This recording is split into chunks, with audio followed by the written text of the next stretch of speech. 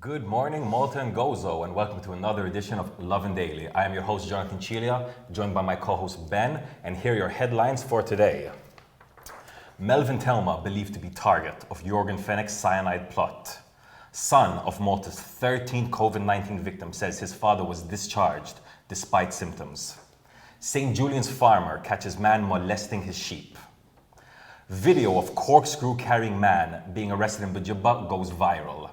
And TVM'S funding doubled to 6 million a year.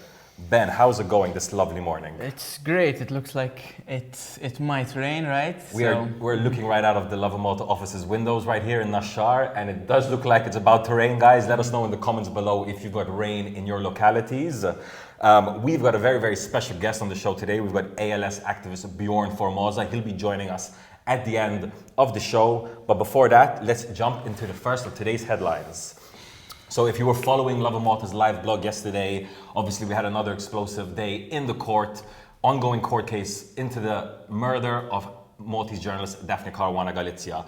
And there was quite a revelation, among them the fact that YORGEN FENECH had tried to bring cyanide into Malta as part of a possible second, allegedly, murder plot, and his target might have been middleman turned state witness, Melvin THEUMA. This Melvin THEUMA, is practically becoming a character in his own right. As we know, he had a suicide attempt a while back. He recovered from that, then he started having some stomach pains, and now it turns out that back in April 2019, YORGEN FENECH might have tried to attempt to purchase some cyanide to poison Melvin THEUMA with. So if you don't know what cyanide is, it is a silent and very fast-acting poison.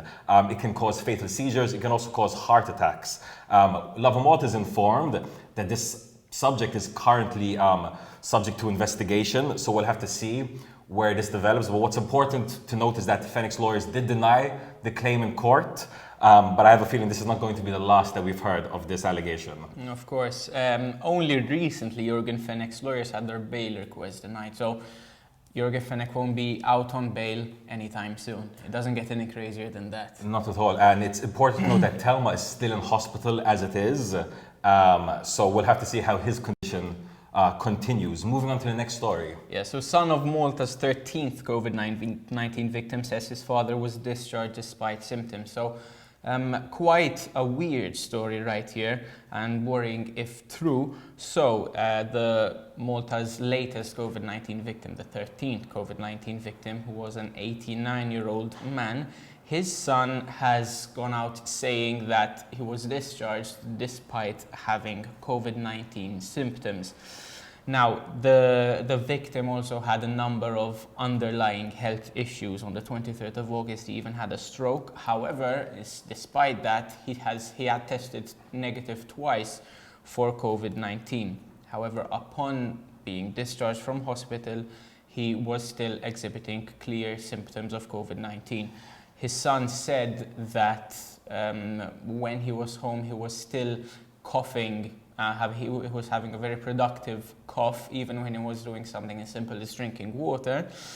And unfortunately, this opposes the official version of events released by the hospital. Now, his son said, and I quote, "Someone must be held responsible for this. It is true that his health was deteriorating, but he couldn't have been sent home early the way he was." Now, Lovin Malta has reached out to the health ministry for a comment about this. However, we have not received anything as of yet. Ben, this is, a little bit of a concerning issue. There is growing skepticism in the country when it comes to, at least in some parts of the community, when it comes to facts that come from the health ministry, and stories like this definitely don't help. What's really concerning here is that this is the 13th victim, right? 13th, yes. The family of the 12th victim, the prior victim to this, also had spoken out after the death, and they had clarified some very important points that even led to the health ministry issuing a clarification themselves. So this could be the second family in a row when it comes to COVID-19 deaths in Malta that have actually had to come out and clarify some issues. Now, obviously, we should definitely be following Malta's health authorities and their guidelines, but you go on social media, you speak to some people, there is definitely growing skepticism. I mean, we've been in this pandemic 4 months. Some people are even saying it's a scamdemic or plandemic. I mean, obviously there's conspiracy theorists all over the world and they definitely are here in Malta as well. But stories like this definitely don't help people's belief in the official statements and the government line. So let's definitely hope that moving forward from here, especially when it comes to COVID-19 deaths, the government, the health ministry, the authorities concerned definitely have everything, you know, on the lines, by the books, and we're getting the facts as they should be. Moving on to the next story. This is a mad story, Ben. Crazy. I mean, it broke last night. TVM's Keith the Meek broke it last night, and I mean, I'm sure you saw it on your feed. It was all over my feed as well. A St. Julian's farmer caught a man in his farm, in his rutset, not in the act, but believed to be molesting his sheep, a literal sheep shagger in St. Julian's. Gillian Attar, this poor farmer, said that he had noticed that his sheep were acting strange. They kept on huddling in the corner every time someone entered the room. And, you know, he said this isn't their normal behavior. And his family noticed as well. He said the sheep were acting strange. Apparently, they set up a CCTV. And next thing you know, in August, just last month, they found the man hidden or hiding in a stack of hay, playing with his waist belt. The sheep were very scared. There's CCTV footage of this person. This is a mad story, but what's even more crazy about this, in my opinion, is the fact that following this, people started discussing it, and people started saying, you know what, Malta is one of the few countries left that doesn't outright outlaw bestiality. This man might not even be tried for bestiality or trying to get it on with a sheep. Of course, in fact, at the moment, he's being the potential is that he'll be tried for trespassing, not even for going with sheep. If you look madness. If you look into the law, he could actually be tried for animal cruelty only if he injured the animal in the act, which is nuts. So there's definitely a discussion, I have a feeling, over the coming days as well as today over whether Malta should probably update its bestiality laws. I tend to believe that maybe we should. Yeah. Otherwise, we're going to have a few sheep shaggers, not only in St. Julian's, but run around the island. And we definitely don't want that. Moving on to the next story. TVM has had its funding doubled to $6 million a year. The Public Broadcasting Authority, PBS, will receive $6 million a year for the next 5 years. This is doubling the funding that they had before. This comes as the government said that it really believes, quote, in having a strong national broadcaster. They said that this is essential for democracy.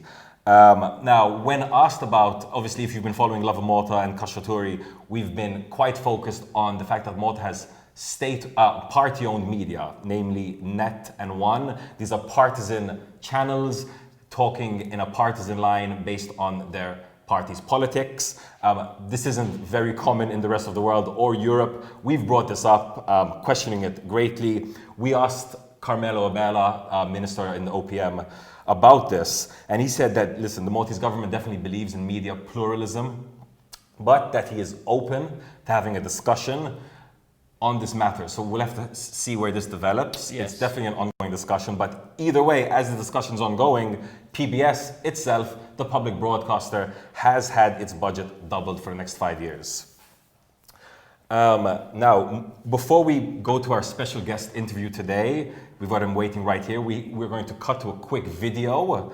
So let's just cut to the video right now and we'll head to our guest interview.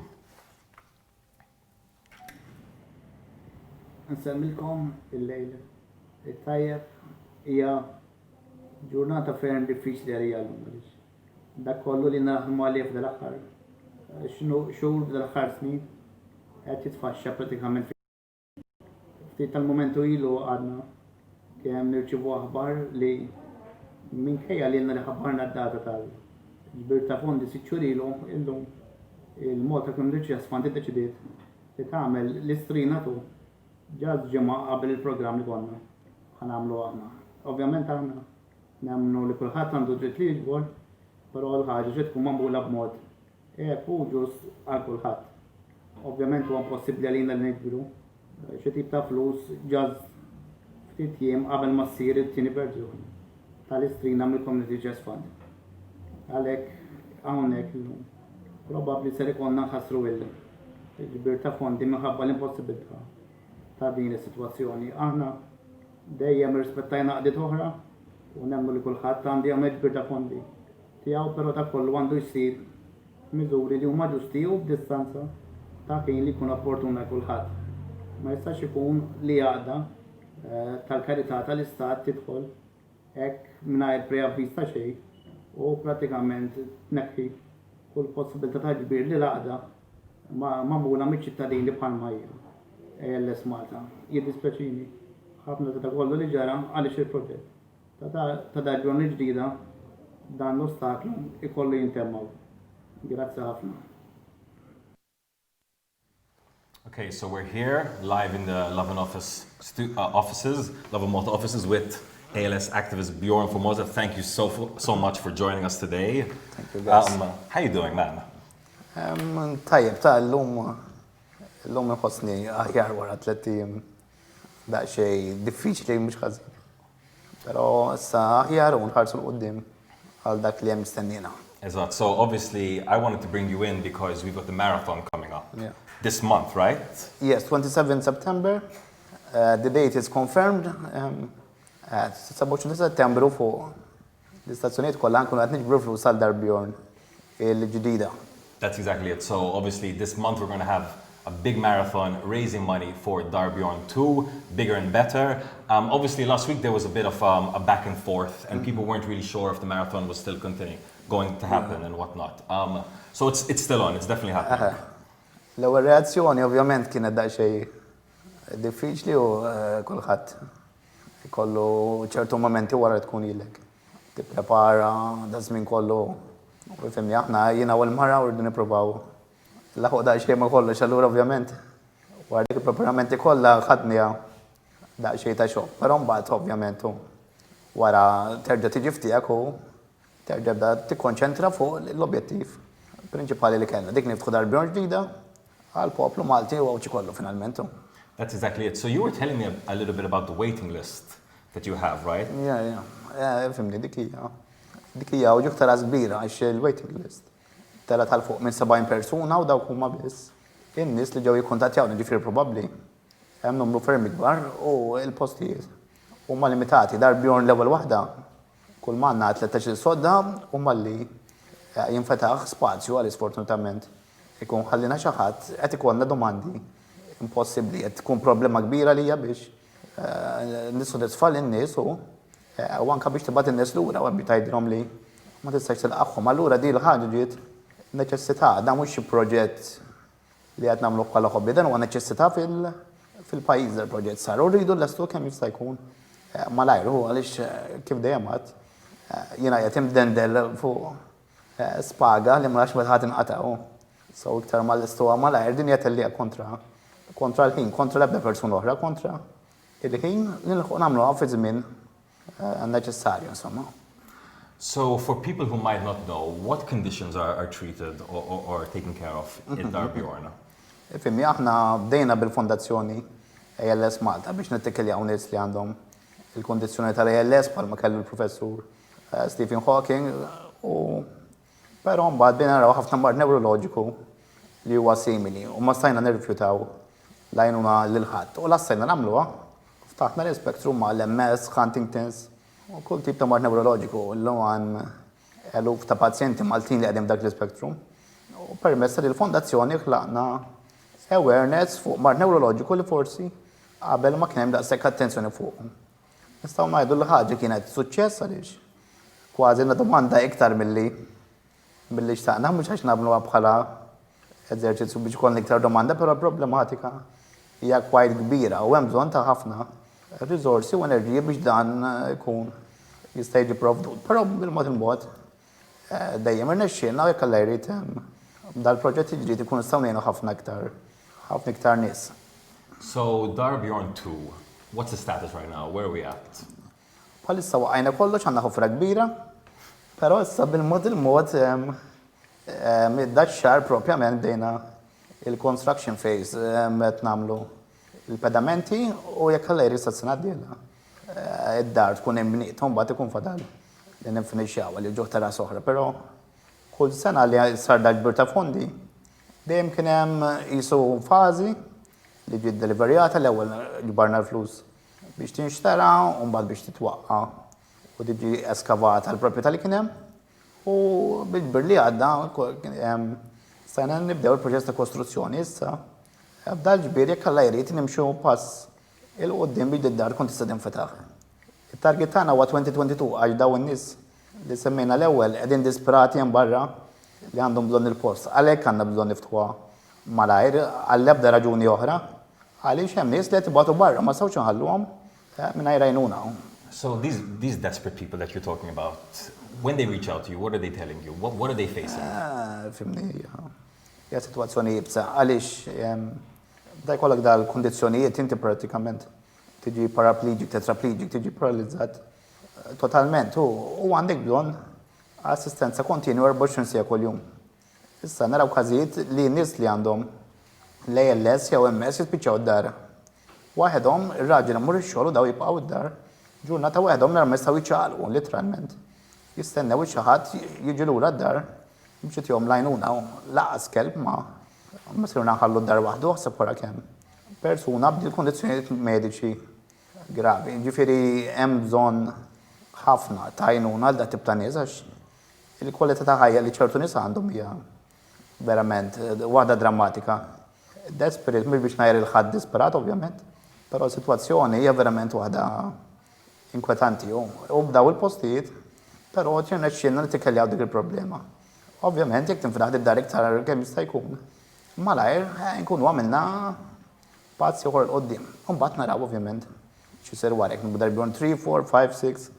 Ma insomma dik huwa wishful. That's amazing. So the goal is 2022. Best case scenario, what are your objectives? L-objettivi għal il-kampanja tajt ġifieri? So 2022, that would be, if it's built 2022, that's brilliant. How many people would be treating there, and are you planning to maybe look into a 3 or 4 or 5?